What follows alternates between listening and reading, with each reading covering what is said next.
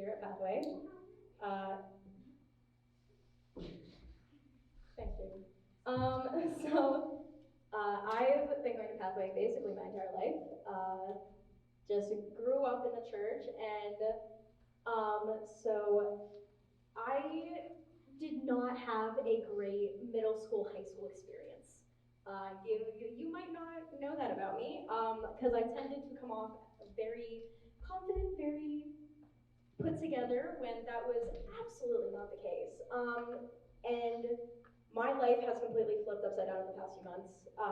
So many changes. And so I kind of felt like this was something worth sharing, and I felt like God was calling me to share. And so I asked Ben if he had any chance for me to share, because I only have a few months left here. And so this is technically week one of our senior nights. So I'm sharing my testimony this week, and we have a Q&A next week. So if you have any questions about my testimony, you can ask them then. And come back next week to be able to talk to more of the seniors. I know Jaden's so excited about it, so.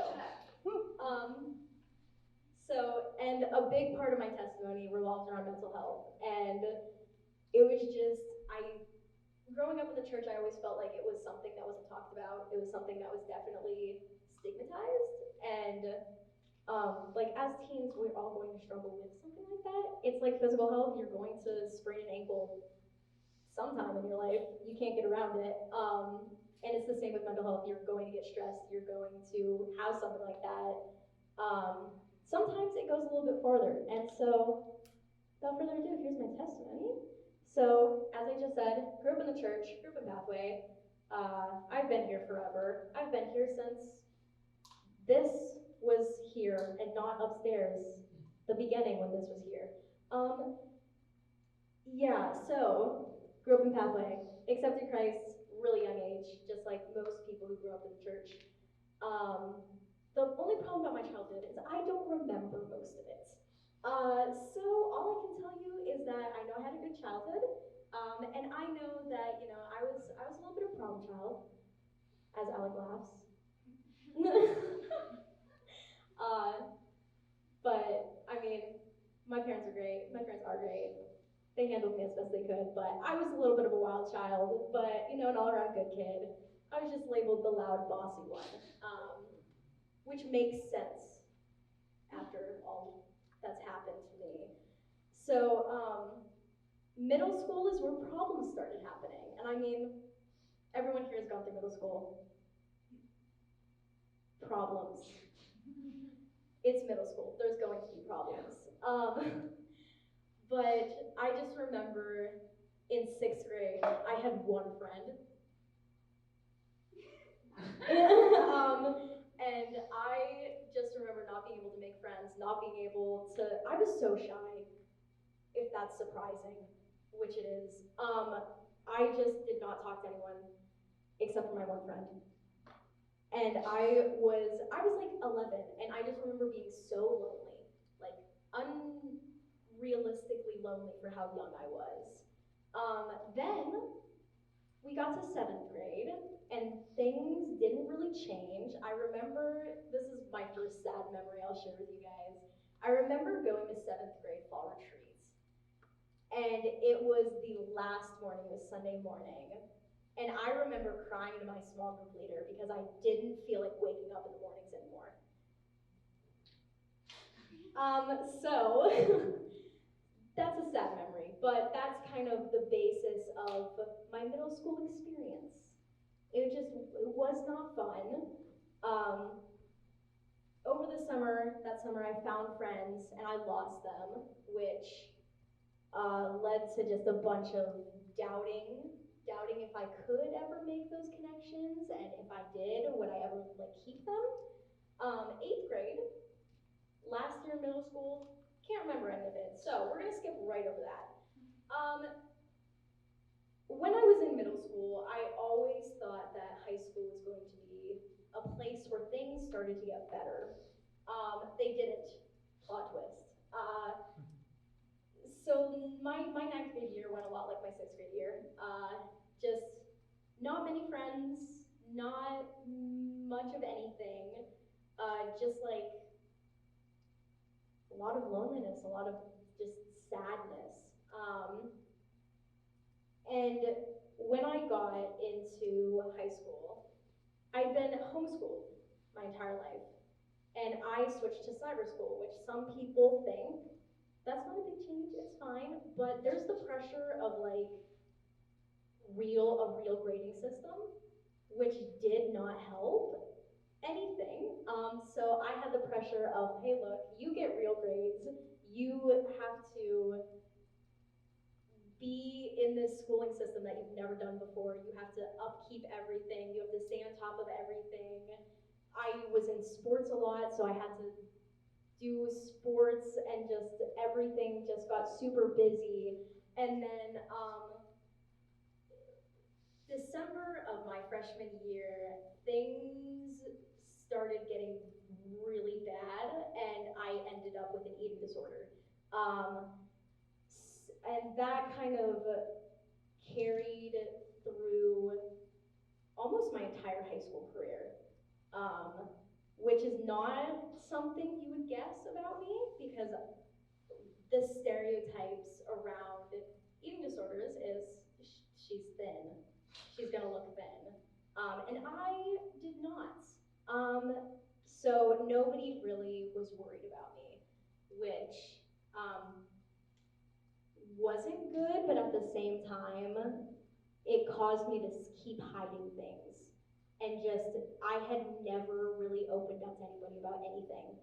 I kept it all bottled in, um, just hid behind this facade that, oh, look, I'm confident, I'm good, don't check up on me, I'm good, I'm fine. And so that carried throughout ninth grade, 10th grade. I tried to get better. I had incentives to get better. I really, really wanted to get better, but that wasn't realistic for me. I This was the year I really started noticing that I was struggling in school, and I had all these people tell me like, "Oh, you're so smart. You're a smart kid," and I was like, "But I don't feel smart. Stop telling me I'm smart. I'm not." Um, and just people were telling me who I was, and I wasn't seeing it. And I was like, "Am I actually that, or am I so good at lying that people actually think I'm these things? Like, is this going to be the rest of my life hiding behind this person I made up to be so that nobody checks in on me?" Um, Upperclassmen years. Yeah. um, as bad, not as bad. Life hasn't been bad. It's just been complicated. Um, Junior year, everything kind of hit all at once. Um, Most of my memory comes from this point on, which have a lot more things to share now. 11th grade was, I can definitely label it as the worst year of my entire life. Fall of 2019 was honestly something I did not think I would get past. Glad I did. However, so going into that year, we had the Panama trip before that, which just kind of shows how long ago that was. Not that long. It was still a little long ago. Anyways, we had that Panama trip, got back from the Panama trip, and my mom had started to notice that things were bad. Things were getting bad enough that it was shining through cracks in the armor I had put on. And so we got back from that Panama trip, and I remember just feeling terrible, just about everything, and just was not in a good place. And my mom started noticing, and she decided to get me to therapy for the first time. That did not end well. We tried this therapist, and I remember it was a male therapist, and going to a male therapist for an eating disorder is absolutely embarrassing. It was the most embarrassing thing ever. And I remember it being so awkward. Like all of the stereotypes you could have about a Christian therapist, it was that. And I just remember suffering through that hour, like, when is this going to be over? And the cherry on top of that entire cake is when when he told me that my eating disorder, my depression came from the fact that I wasn't praying enough. Mm, yeah, I didn't go back to therapy for a long time, and even now, I have problems with male therapists. It's not a fun time. Um, so that kind of in the midst of things escalating and getting worse, that kind of just pushed me into a deeper, darker hole. And I started wondering, like, okay, is it because I'm a bad Christian that this is bad? That I'm like not good at like living? And like is all of my problems coming from I'm not a good Christian? And those thoughts just kept circling in my head. And I prayed, I went to youth group, I went to church. I thought I had a great relationship with God, but I just kept wondering, like, okay, like, does God hate me? Does he? And so like church wasn't fun for a bit there. I got into junior year school year. So all that happened around August of that year. Got into my real junior year of school and all. And things kept going downhill. Um, and that fall was the first time I remember like being like, okay, I don't want to do this anymore. Like everything. Um, and I remember in the midst of all that, Ben had us share our testimonies from Panama in front of the entire youth group. And if anyone remembers my old testimony, throw it out the window because it was all lies. I found it in my Bible, like I was cleaning a few weeks ago and I found it and just, oh my gosh, it was a part of the armor I put on. And I know so many lies in that. But I mean, that's kind of what I did so that people didn't see me as someone who was weak. I always wanted to look strong. Um, and that was also the fall. So I'm a competitive gymnast. Gymnastics has been my life, my safe spot. But that fall, I tried quitting gym, and I sat down with my head coach, and I was like, "Hey, look, I don't think this is something I want to continue doing. Like, I think I'm done." And she looked at me. She was like, "No, you're not." And I was like, "Okay." And so honestly, I think that was one of the first signs for me to keep going and to like keep trying. Um, so thankful to my coach for that one. And then that November, I got baptized because I really did want to be that good Christian girl. And like, I don't regret getting baptized because I honestly do think I had good intentions behind it. But there was also some lies that there. And I remember when I got baptized, I was like God showing me like better things, and I was not seeing better things, but I really wanted to. So I regret some of the things I said during that time in order to make myself look put together, but I don't regret getting baptized. I don't regret going through that time in my life because it gave me a lot of good things and it taught me a lot of good lessons. So we got through that fall, that winter, and right when things were getting good, I think everybody knows what happened. The pandemic hit. Um, so right when like I was making friends, I was doing so well. I was like finally figuring things out. I had to be trapped at home with nothing to do, and I was like, it's fine. I'll turn my life around. I'll like have that quarantine glow up. Yeah. It was rough. That's all I can say about it. I tried to fix myself, which is never a good thing. Um, I didn't ask for help when I really needed it. So a lot of things were bad. Almost didn't finish that school year. I almost failed junior year. Glad I didn't. But and then my eating disorder was rampant. I was just stuck inside this bubble of everything sucks, and everything did suck. It wasn't just teenage angst. I was literally stuck in this life and in this person that I didn't want to be. Um, and then I started senior year. Um, and up until that point, we were coming back from that like lockdown period. I mean, we're still in a pandemic, but there was that lockdown period. We were coming out of that. Gym, absolutely. All sports are going to suck if you take 3 months off of them, but gymnastics is a whole nother level. And that was another time I almost quit because gymnastics is really hard, guys. I'm not gonna lie to you. It's really hard, and sometimes it sucks. And coming back from quarantine is when it sucked. Um, so that put a strain on things. Um, Kind of wondering, is things ever going to get back to normal? Not even socially and in our world, but like personally, are things like I'm taking hit after hit and nothing's getting better? Is this just how life is?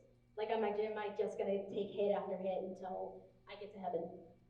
Um, and so 12th grade, I have it written down as 12th grade, senior year started, and um, that is this school year, is honestly where everything that has happened to me in the past was pointing to.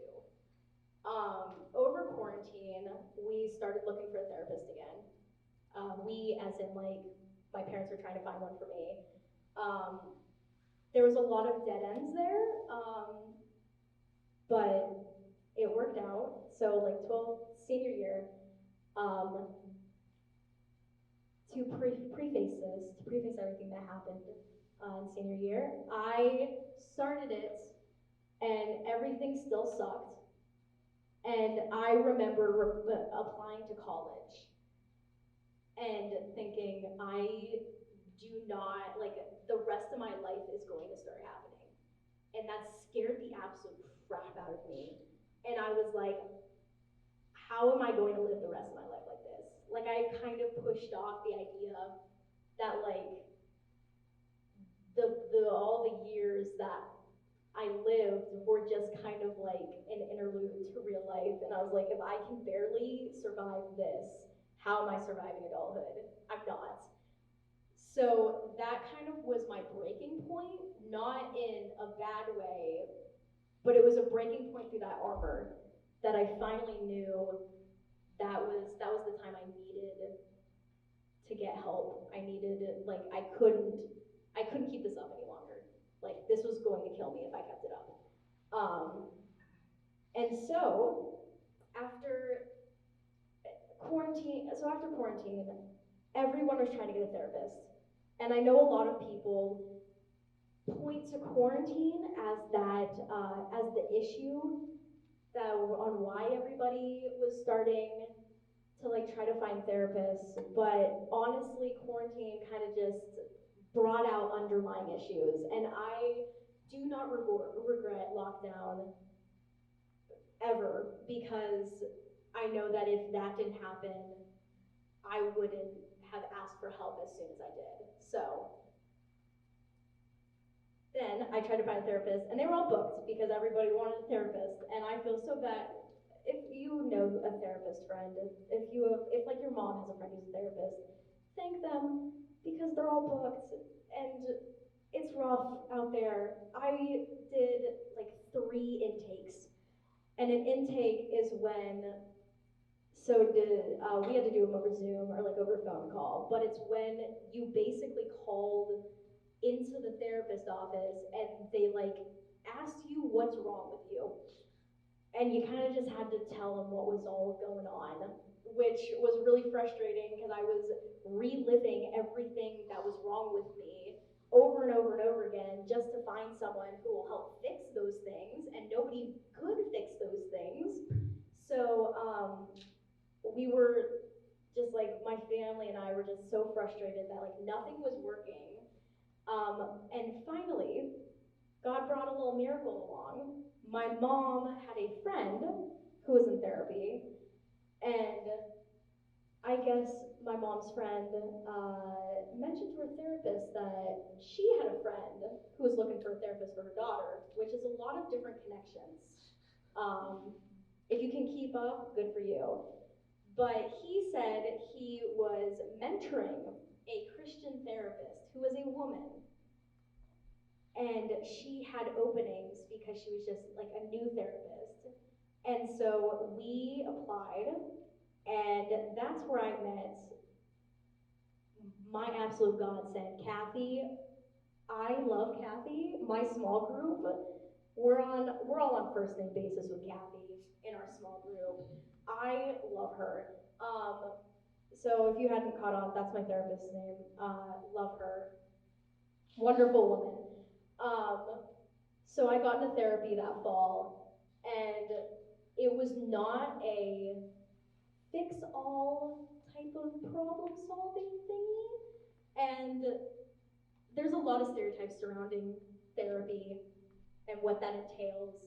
And let me tell you, Kathy does have a couch, but it looks like one of those Target home goods sections.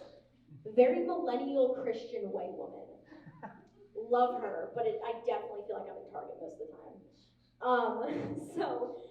But therapy, especially for me, it involved a lot of talking things out and talking through things that she told me was trauma when I didn't even realize it was trauma. And as a society, we don't like to use the word trauma a lot because we think of like fighting in war and like losing a loved one, but that is not what a lot of my trauma looks like.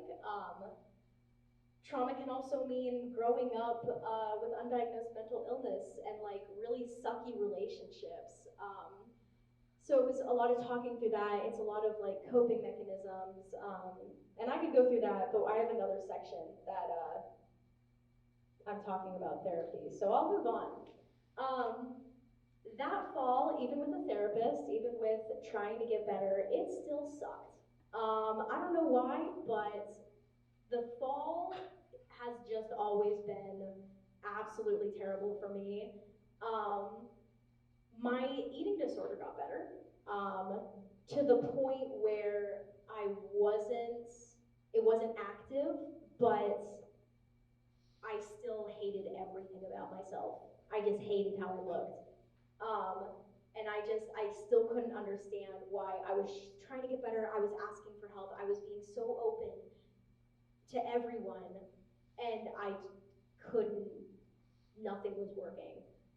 And then God gave me a miracle in the form of an Instagram post. And I know that sounds weird, but I swear it was my little miracle. That Instagram post was an infographic about ADHD symptoms. And I read that and I went, that's just a little too relatable to be comfortable anymore. And of course, the algorithm in these social media pages, I saw one, and all of a sudden they were everywhere. And I was like, I was saving them left and right. And I was like, this is not okay. That, like, they're stalking me. I think they're stalking me. This is a cruel joke, isn't it? So I asked my mom if I could go get diagnosed. And she allowed me to talk some crap about her. Not crap. Sorry, Mom. I know you're watching this. I not we've gone on this journey together. I love my mom. She's walked alongside me all of these years and really had really good intentions. However, sometimes not the greatest execution. I asked her to go get diagnosed with ADHD, and she straight up told me, "No, I know people who have ADHD, and you can drive." So I was like, "What?" yeah, I can drive. What does that have to do with anything? Okay. And she's like, no, people with ADHD, they can't drive. I was like, what? Okay. And I took it to my dad, and he just went, oh, no, that's normal. Which is red flags right there. Um, you'll find out in a sec. But I waited several months to get diagnosed, and again with therapists, the psych people who like diagnose you are absolutely booked. So I took some time, but February 2021, I did a little Zoom call, and I finally got diagnosed with ADHD and anxiety, and everything made so much sense. I did so much research before and after, and it was kind of just like that final puzzle piece just like clicking in.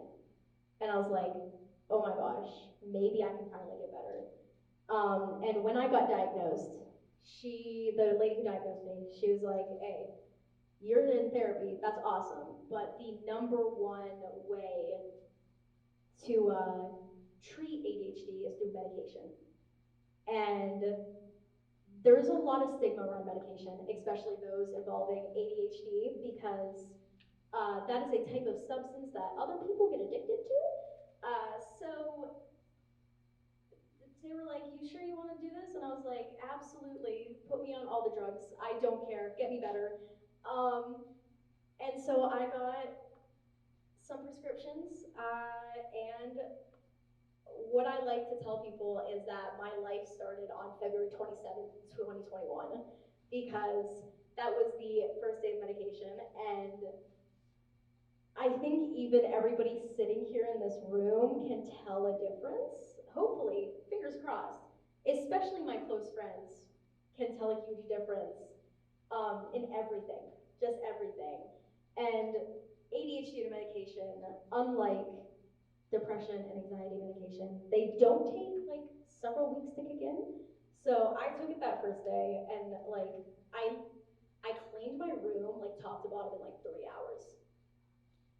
Um, which that was a little weird, but things fell into place. And I can honestly say I am now happier than I've literally ever felt. I feel heard, I feel seen, I feel like I'm now the person that when I was in middle school laying in bed, I was like, this, if I wanted to be someone, it would be this. And I feel like I'm finally her. And obviously, that type of change in that short of time doesn't come without some bad side effects. In church, we learn about lamenting, and I know we've done some stuff here in youth group about lamenting, but definitely that first month, especially the first like week and a half, it was really tough. Like I could finally do things, and I was on that high of, hey, look, I can actually get school done. I feel like somebody has like lifted my head out of water. Um, but then again, what could have happened if we had caught this sooner? Like how would my life have gone if we had caught this when I was like 10, 11, 12? Who would I be? Who would I look like? What would my life look like? Because the changes I've had in the past few months, if I had several years of that, I don't even know where I would be at. And to get diagnosed and get medicated 3 months before the end of your senior year, you miss out on a lot. I always acted like college was the beginning. Like I would get to college and everything would be fine. Um, and that was unrealistic because obviously I would get to college and I wouldn't have been fine. But to go through these changes and finally feel like high school was fun and like gymnastics was fun and that like it wasn't it wasn't something I just wanted to check off a list of things I could just had to get over with. like I finally felt like this was it. Like I could experience and not just suffer through. Um, so I had to kind of lament that and lament that little girl who thought that everything was wrong with her and she was gonna have to deal with it. And I had to come to terms that ADHD is a lifelong thing. It started when I was born, it'll end when I die. It's not something that can get healed. It's not something that's ever going to get healed. It's a whoa, that's a long word. Neurodevelopmental disorder. So yeah, my brain's basically not normal for life. That's what it means. In a less words than it actually means. But so this is a lifelong thing, and coming to terms with that, it wasn't as scary as you would think, because ADHD is what's known as like a good diagnosis. My life would have turned out so much worse if I didn't get diagnosed. So it was positive and not negative. Um, so, and with that, that's the end of my testimony. And for the next just few minutes, I'm just going to talk about, I have this section labeled Mental Health, Healing, and Stigma. I swear it's less schooly than it sounds. So this second half of what I'm doing, it's less about me particularly and more about what in the world, how does mental health affect everything? And to answer some questions that might be lingering up in your head. So to start off, so ADHD, I know a lot of people might have the stereotypical ADHD stuck in their head. And to kind of clear up what exactly is ADHD, it's short for attention deficit hyperactive disorder, and that is not the correct name. They should change that name, because when you hear that and when you hear that somebody has ADHD, you immediately think of a little boy running around and not being able to sit still. And obviously, I'm not a little boy running around and not being able to sit still. So there's a lot of stereotypes surrounding that, and all I can say about ADHD is that I literally can't function when I'm off meds. It's bad. It affects just being able to put your focus on something, even as simple as like, I was not able to upkeep conversations enough to have friendships. I was not able, in sports, I was not able to put my focus on, let's say, a 100-meter dash long enough for it to be a good 100-meter dash. I was not able to put my focus on a floor routine long enough for it to be a floor routine that was worthy enough for a good score. And then with hyperactivity, it wasn't, hey, look, I'm running around, I can't sit still, don't tell me to sit down. It was, hey, I'm gonna talk a lot, and you're gonna think that's normal because I'm bossy, but in reality, I just can't shut up, like, chronically. So there's a lot of stereotypes surrounding that, and I can't even begin to explain the depths of it, but ADHD falls under the bubble of neurodivergency, and that sounds like a very fantasy novel type thing. I swear it's not. The bubble of neurodivergency covers all mental disorders that have been there since birth. So we have like ADHD falls under that, autism, OCD. There's a couple. But they all fall under that little bubble. And the thing about that bubble is you wouldn't know, but all of them share a lot of symptoms. So, like, I have a lot of symptoms of an autistic person. A person with autism could have a lot of symptoms of ADHD. I have OCD symptoms. A person with OCD could have a lot of ADHD symptoms. We all just kind of like hand the baton over to one another in those things. But mental health is just wacky. And sometimes you don't even know how it all connects, but it does. It's weird. but again, with the stereotypes of some of this like ADHD stuff, the problem with the ADHD symptom of the little boy who just can't sit still is most of the people with ADHD are not little boys who can't sit still, and I can say that from experience. My 55-year-old dad. Sorry for name dropping, Dad. Not name dropping, age dropping. My 55-year-old dad, who got diagnosed 2 months after me. Uh, he's not a little boy who can't sit still anymore. Anymore. But that's another thing that I like to include in my testimony. My dad has it, and throughout this journey, we figured out that parts of my mom's side have it. So it's all genetic, it's all passed down, but I'm the trendsetter. Just let me put that in there. Um, with medication, we're gonna touch on this a little bit. I'd like to touch on how has life changed since I got diagnosed. Friendships, I'm able to talk to more people and talk to people I haven't been able to, and connect with people I thought I'd never be able to, which is wild because the people I thought hated me didn't hate me. I was just kind of off the rails at some points. Yeah, and then family. My family and I are like closer than ever. Sports. I got really good at gym.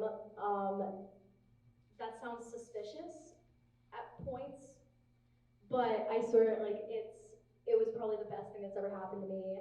Being able to appreciate ending gymnastics on a note that was better than I've ever done, and be able to end that section of my life fully satisfied that I had done everything I could. And then myself, um, I mean, talk to any of my close friends. They can tell you I've very much so changed. Mentally, physically, emotionally, it's been a good time. And so my next little section, is stop looking at the time, Luke. There you go. I'll speed through these last couple parts. Don't worry, we'll get you out of here on time. We'll get you out of here on time. I'm a fast talker. So yeah, you are. Growing up undiagnosed in the church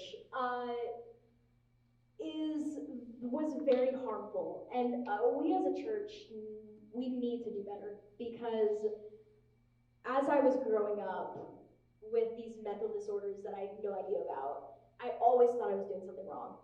And we're always told about, oh, casting your fears and anxieties on the Lord, like do this, do that.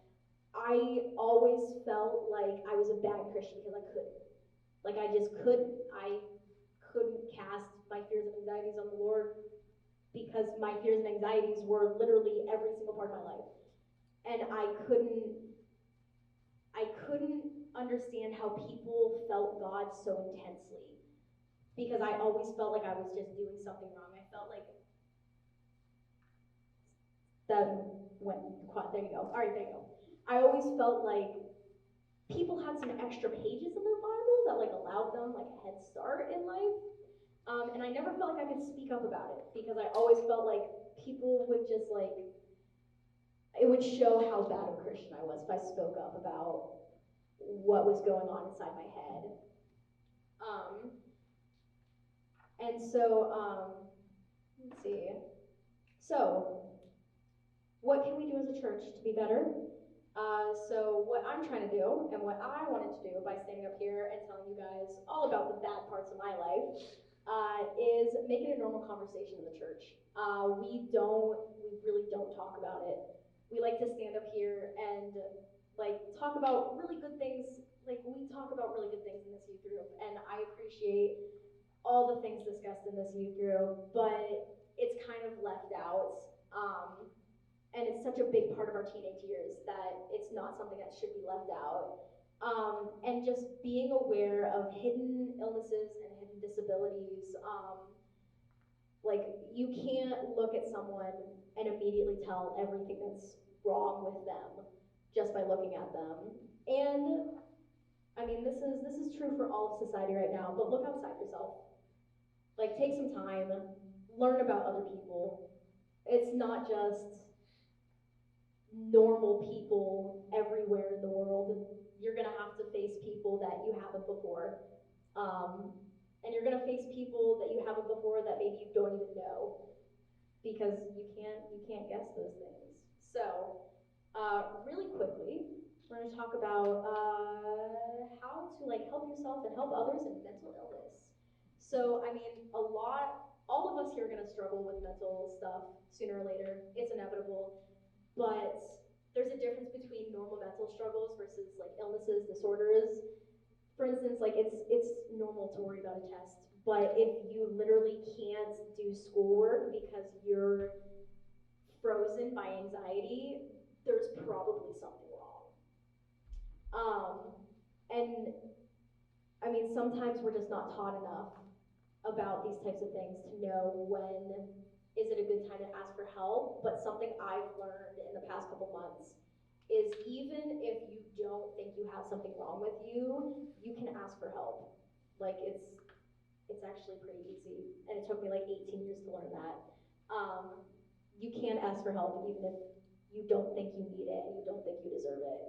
Um, and if you're like sitting here and you're like, okay, maybe I'm not struggling with something like this, but I know my best friend, my brother, my sister, this person I know on my sport team, they are.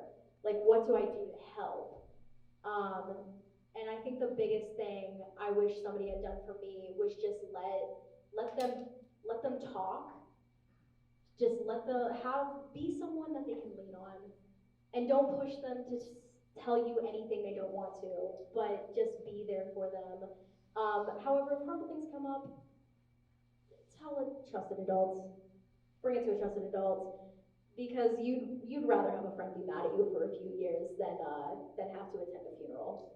So, um, and so wrapping this thing up, in conclusion, we can do better as a church. I personally would love to hear your story if you're struggling and you want someone to talk to and you have questions on what the heck is going on in my brain and what do I need to do. I would love to answer questions. However, if you have like just like big general questions, those can be said at the Q&A panel next week. And now, I mean, Ben, if you want small groups for a few minutes. Why don't you close in prayer and then I'll close in. Okay. Well, I'm gonna close this in prayer, and then Ben has a plan because Ben always has a plan. So, bow your heads. Dear Lord, thank you for this time just to share and to talk, and to be open. Please help anybody in this room who's just struggling. Help them know that they can't ask for help and they deserve to ask for help, and that you love them even if it feels like you're miles away. And just please help us as a church do better in this kind of way. We love you and need you. Amen.